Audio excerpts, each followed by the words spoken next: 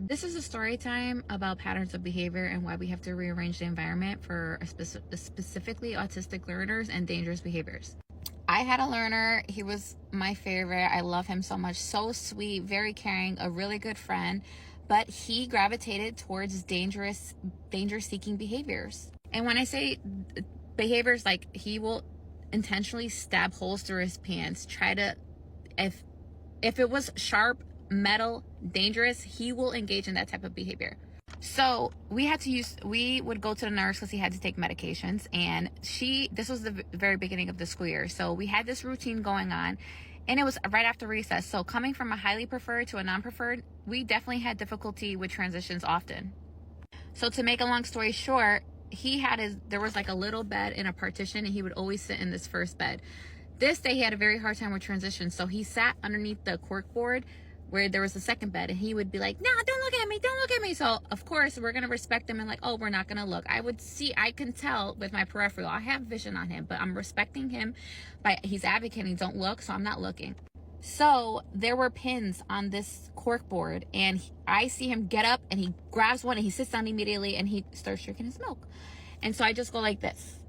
I'm not saying give it to me. I'm not using a verbal prompt because I already know he's already escalated. So he knows what this means because he knows that I know that he got that. So what does he do? He puts it in his mouth and he's chomping on. He's like, and I'm staying neutral, okay? I know because I've worked with him for 2 years and I understand. I know what he's looking for.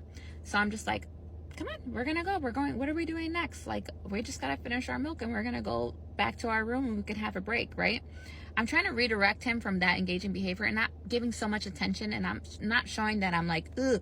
I understand my learner, okay? This is not for everyone. So you need to really understand your learner and know what is reinforcing for them, and you need to know your learner.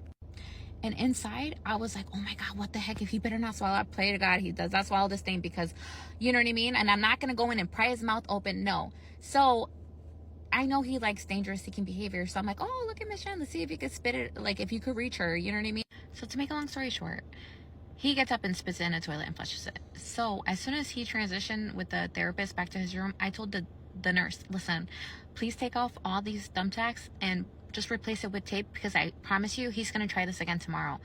Tomorrow happened. He did the same. Don't look at me. Don't look at me. He looked up. He went to go grab another pin. It wasn't there.